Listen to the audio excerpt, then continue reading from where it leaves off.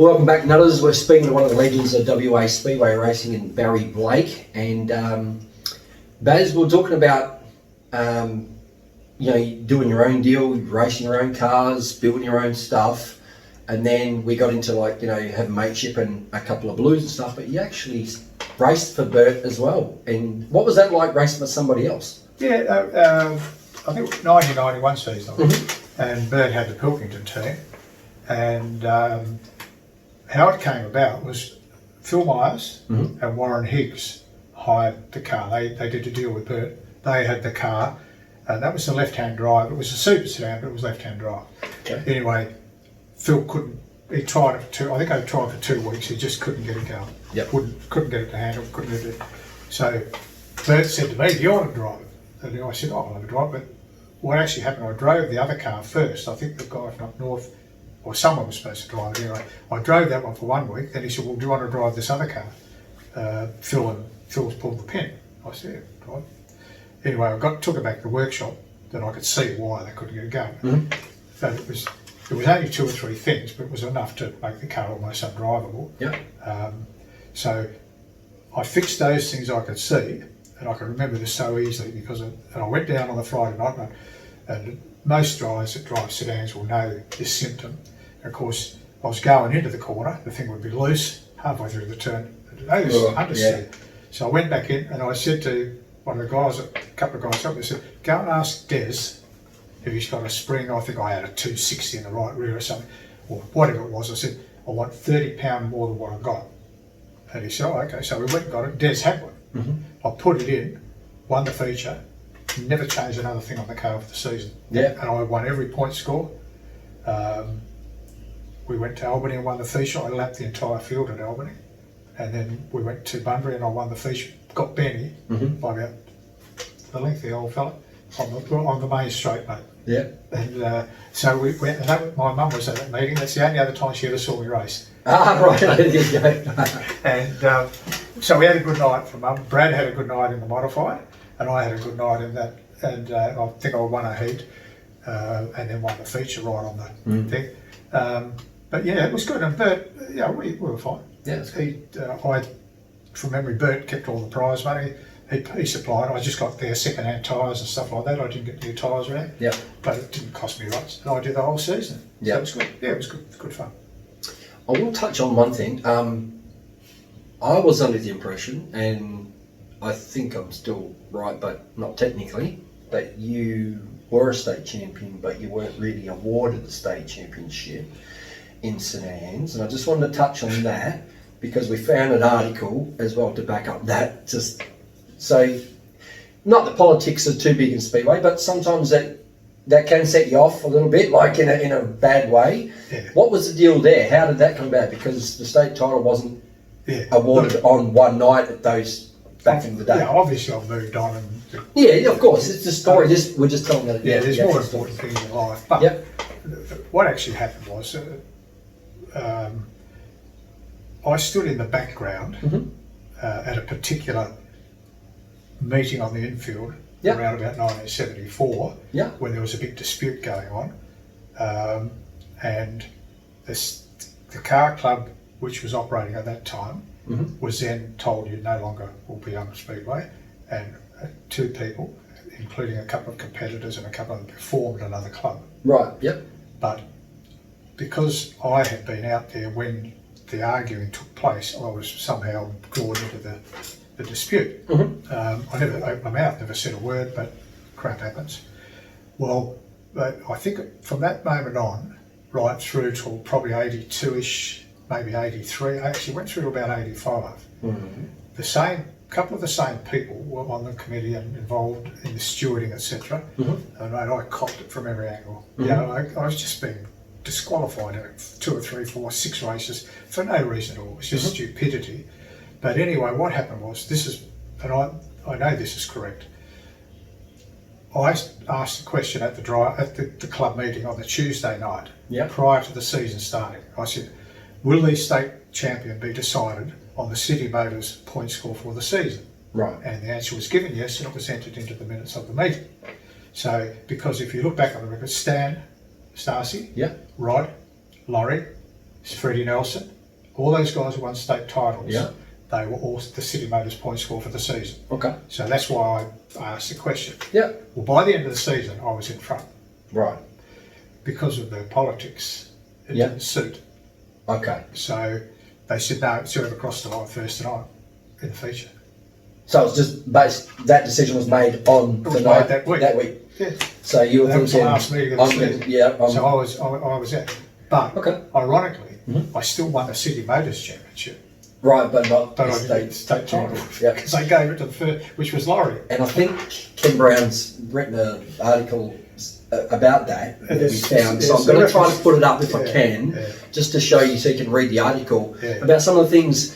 You know, I'm here to not just lollipop everything. I want to ask some hard questions. Yeah, And obviously, we don't want to name names and get people No. upset, but it's cool to understand behind the scenes stuff that goes on. So I think the worst part was we went to the presentation. Yeah. Actually, I've got the trophy's there somewhere, but it's that small, mate, you can't see it. right, That was so it's hiding in there somewhere. It's somewhere in there. And the other thing was, which it mentions, Yeah.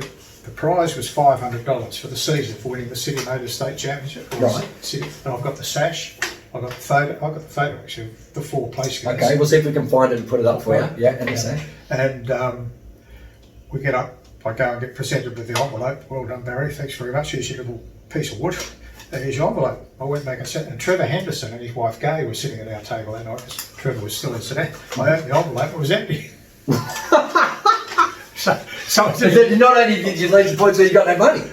so The envelope. I rang the club president on the Monday, and he said, bad luck. He said, nothing I can do about it. That was it. That was it, done. Never got the title, never got the bloody check, never got anything. So anyway, since then everything's been healed. Yeah, Well, it's history and it's life, and that's what the story is. Yeah. Tell your story. Yeah, that's right. Yeah. Yeah, you just, I'm sure every second driver out there's got a similar story. Oh, absolutely. Where they've had something gone and they've been harshly dealt with. That's life, mate. You don't dwell on it. You move on. We wouldn't love the sport if it was everything was very close. It's just the way it goes. And but I've told you another story with a similar thing which happened to me in NASCAR, and we'll get onto that later. Well, we can go to a little bit of NASCAR now because at the same time you were running with Bert, Yeah, Porter Park Thunderdome Yeah. started. yeah. And if you want to jump to that, we can jump back and forward a little bit if you want yeah, to. yeah. How did it come about that you thought at the same time, I'm going to be crazy enough to run Speedway and NASCAR at the same time, which is Well, my crazy. Alan, myself, Paul Zemnick, Rocker Zemnick, cousin of mine Dave Hasey, we went to the very first ever meeting on February the 28th, 1988, watched the NASCARs. Right. And I think Neil Bonnet and Bobby Allison had a duel. I think Neil Bonnet won it, Bobby was second. And There's a couple of great names. I said to Alan, I said, I'm going to do that. He said, yeah, what are you, nuts? Did he laugh and just think you're full of it, or did he actually think, Barry? Everyone thought that actually when I Yeah, told him. okay. Anyway, I was probably, but Go have a drink. I don't take no notice of anyone, mate. Anyway, I worked on it. I come home and I thought, now how am I going to do this? So I rang Bob Jane Yeah. and I said, Bob, I want to come over and have a look at a car. And I went over, I think it was June, early June, excuse me. And John Shepard, John was the HDT guru in Brock's heyday in the 70s. Mhm. John was running the workshop, so we went over and had a look, and there was a Pontiac Aero, which the yellow one, which I've got a photo of, Okay. and I think there was an Oldsmobile and a Buick LaSalle, and I said, well, I like that car. So I actually had a couple of laps. I went out, Okay. they were actually just running a local meeting, Yep. just Australia. Grice was in it. There's only about 10 cars. Anyway, but we had some fun because we went over there. My brother-in-law Paul came with us. It's just the two of us. Mhm. So we go out. They say, "You'll take that car out and do some laps, but tomorrow is race day, so it will be qualifying." I said, "Mate, hello." So the car wasn't set up or nothing. So we go out there, and mate, once again, I don't exaggerate this. Yeah. I get into it, and next thing the black flag's out. I thought, oh, bloody hell. So I pull in, and the guy from CAMS were running it then. He come over, and he said, "Did you see the black flag?" I said, yeah. I said, that's why I stopped. He said, it's been out there for 5 laps. And I looked at him, I said, mate, have you ever driven one of these things? Well, you white knuckled, like. Yeah. He says, no. I said, well, nor have I. And he started laughing. But then he turned around and Paul, the brother-in-law's got a cigarette. He said, get that cigarette out! And walked off. Yeah. Anyway, later on we had to do some more laps and it was qualifying. But the lap times then, a good lap time was 30.4, 30.5 or 30.2. Yeah. Anyway, I went out and I had never met Jim Richards in my life, and he was there because he'd done a lap and I did a lap. The next thing, before he got out of the car, Jim came over and he stuck his head in and he shook my hand. He said, well done, well done. He said, that was sensational. I thought, what the hell did I do? Yeah. Anyway, I got out. I'd done a 30.5. Oh, wow. First you're time on pace. in the car. Yep. Yeah. And I qualified 6th.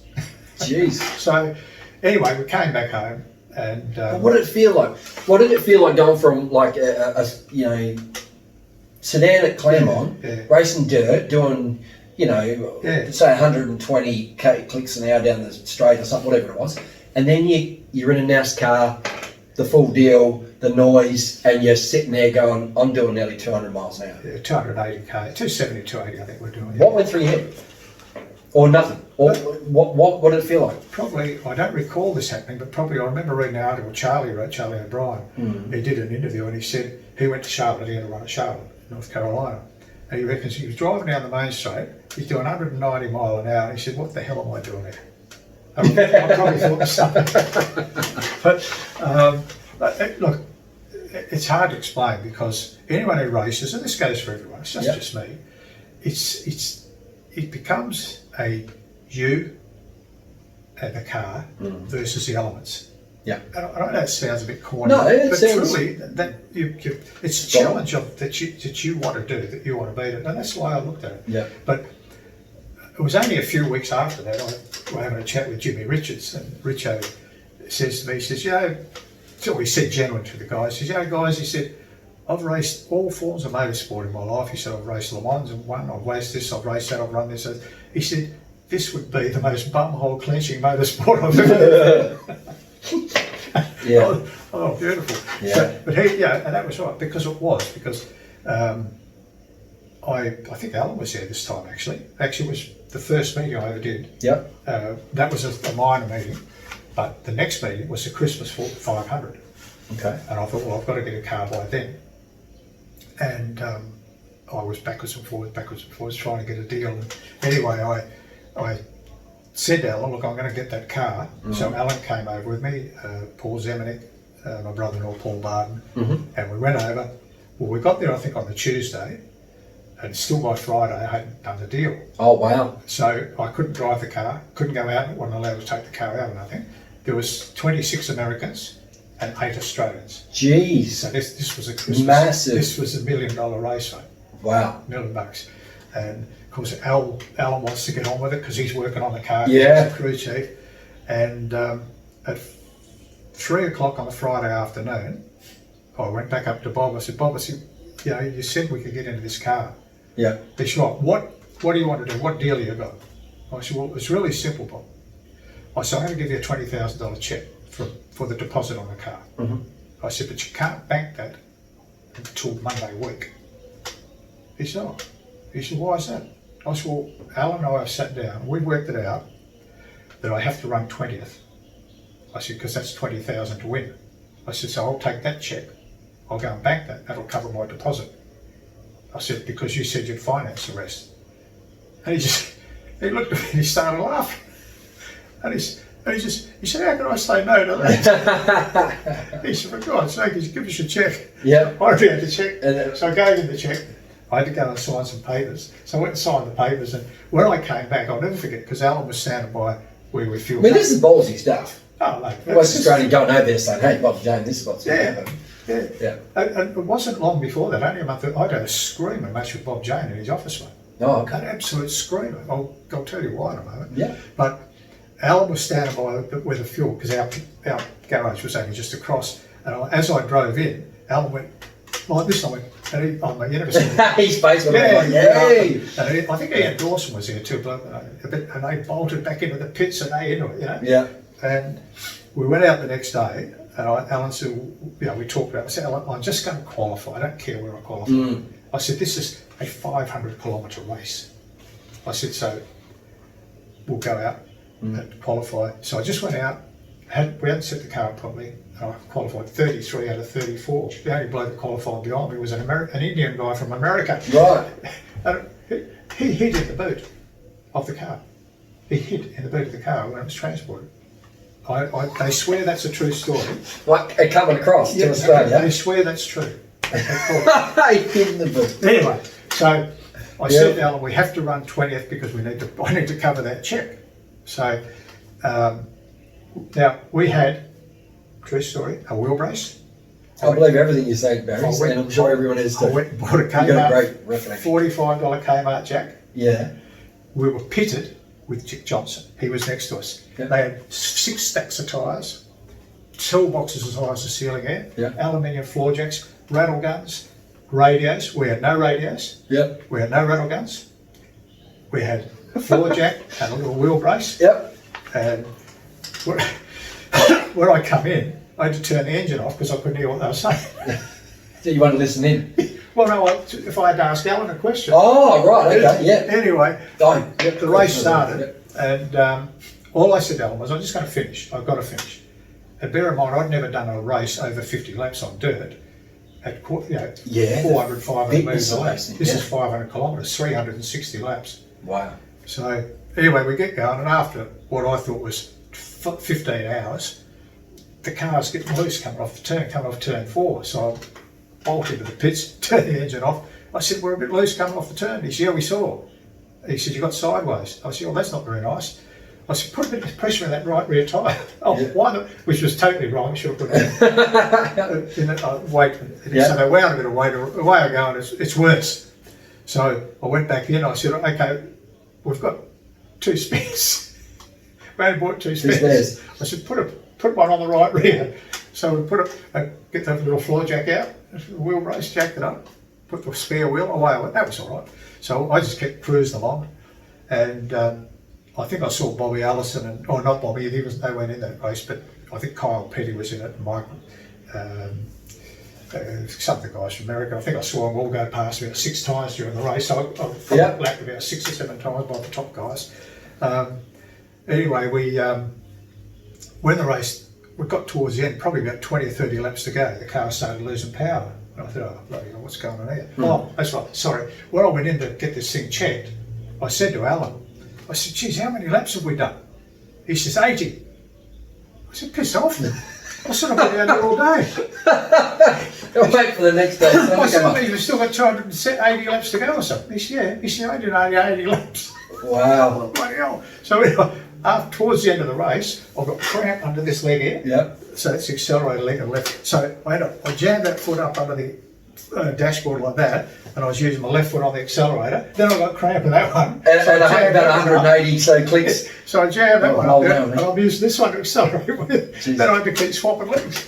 And there were, I think from memory, about 20 laps to go, or 20 or 30, the thing started losing power, and then it wouldn't rev over about 2,500 revs. And I thought, oh, bloody hell, I hope we're finished. Mate, once again, you wouldn't believe it.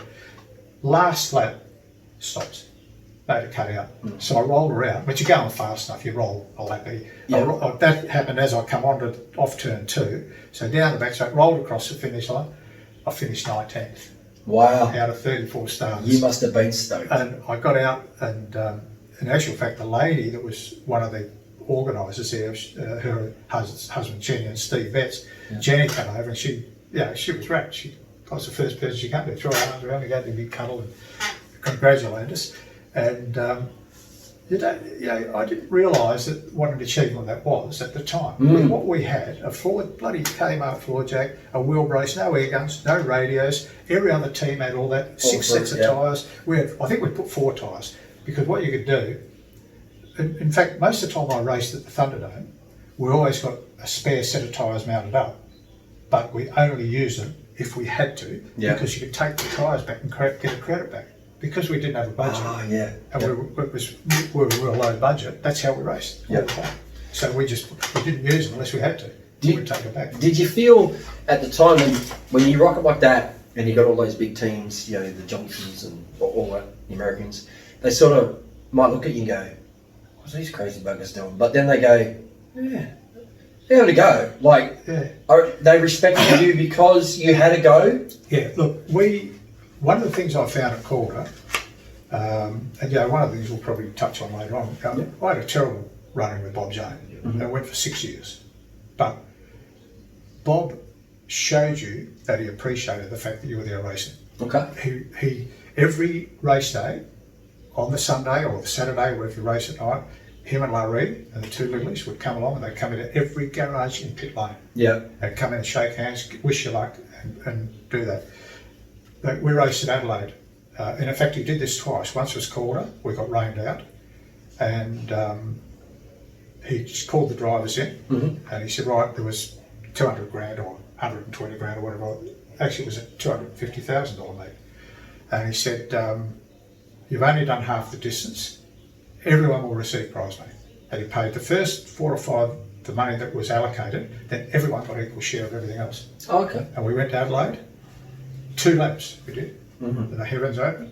He called us all over, and he said, sorry guys, he said, but there was 80 or 100 grand up.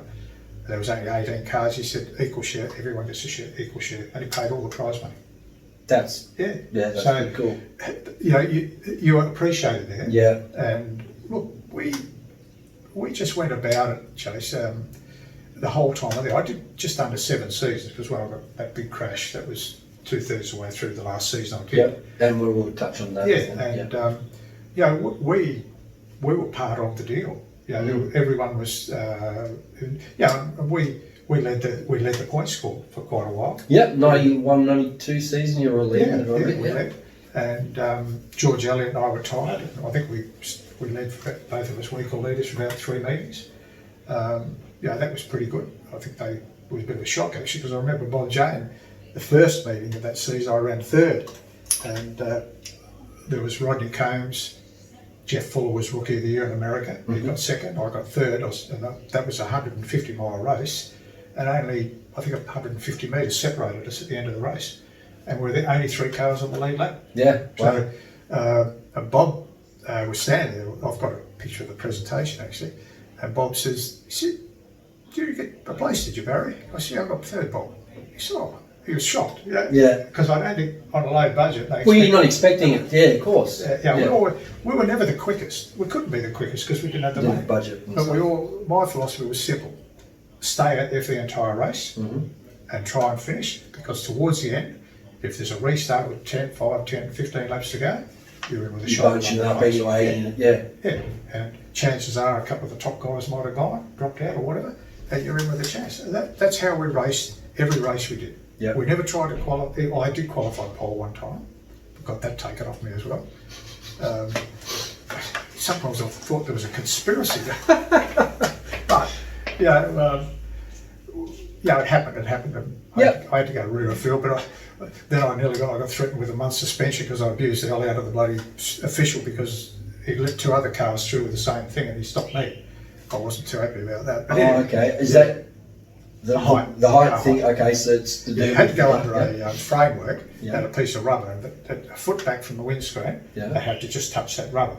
Right. But if it bent the rubber back, you were too high. You weren't allowed to do that. You had to be that high. Okay. That was the maximum height. Yeah. Anyway, there was me, 2 other well-known. Yeah. Yeah, we don't have to name them. We can say 2 well-known. Gricey was one. The other one was Barry Graham. They went through and did the same thing. Yeah. They were allowed to go back through again, but they wouldn't let me through. Right. Okay. What the old trick was, they all used to do it. They'd all get the crew would lean on the car and push the car down. Oh, as they pushed it up to as they got to it, then they would get off and push it through. And of course, they went through the second time. We didn't. Yep. So I got sent to a field. Okay. So I said to the guy, his name was Barry too. I said, well, you're really nice. Well, of course, I get called out of the office then. I told if you ever speak to any of our officials like that, you'll be having a holiday for a month or 2. Yep. So, anyway. You learned from that though? You told your crew? I learned not to abuse Bazza again. But the same guy, I mean, once again, the next day, or later on that day, because him and I were actually quite good friends. He was always there doing the scrutineering. But, we just went about it, and in the end, and I'm not trying to be a smart ass but I was actually given the moniker the quiet achiever because we just went about what we had to do. Yeah. And we got results. I think we got over the period we won one, got 3 or 4 thirds, half a dozen fourths and fifths. So we're just in the mix there all the time. Yeah. And we're blokes like Jimmy Richards. I mean, Jimmy just turned up. Mm. Beautiful guy, absolutely one of the nicest people you ever met in your life. But he was paid $5,000 a meeting to turn up and drive. Yeah. Okay? Wow. These guys live local, so they didn't have, I'd get in the truck here on a Monday or Tuesday, Yeah. drive non-stop to Melbourne. Then I'd do all the work on the car till the crew arrived. Mm-hmm. Then I'd load the car up, drive home again. Almost non-stop. I left Calder one night at 9 o'clock on a Sunday night. I was home here at lunchtime Tuesday. It was just, I drove That's non-stop amazing. from Melbourne to Murrumbeena, had a meal and drove the rest of the way home. But that's what we wanted to do, Joseph. Yeah. I wanted to do it so Really bad, passionate. I was prepared to do that. Yeah. And that's the way it was. So, but it's the greatest experience in motor racing I have, I can tell you. Not bad. It's just sensational. We had a good sponsor in the Sheraton Hotel for accommodation and that. Yeah. The best year I had, getting a bit ahead here, but the No, best you're year I right. You can go back and forth. was the 91, 92. Wherever you want to go. And that's when Castrol came on board. And the results showed that straight away. Mm-hmm. Third in the first meeting, a win in the second meeting. Yeah. So instantly, and we're leading the championship. Yeah. So once you've got if you can get sponsorship, because what you have to do, and I had to do this at Speedway for most of my Speedway life, there's a hole there that you probably reckon you can fit into, Mm-hmm. but you back off. Because It's going to cost you money. I've got no money to fix the car. If I destroy the car, I've got to work all week or wait at the car fixed. So in the back of your mind, that's always there. Mhm. I can honestly say I could never ever race balls out non-stop because I simply didn't have the funds to fix the car. Yeah. Both Speedway, that was the case a lot of times too. Yep. So, but I wouldn't change it because I enjoyed it. Yeah. And we achieved success doing it that way, and that's the way it was. Yeah. All right, we're going to take another break and grab another drink of Apple juice. And yeah, we'll come back with Barry, do some more NASCAR stuff, and a bit later on when he gets back into the Speedway stuff and what he's doing now. So thanks for joining us at Slightly Sideways, and here with one of the best in WA sedan racers and NASCAR stars in Australia, Barry Blake.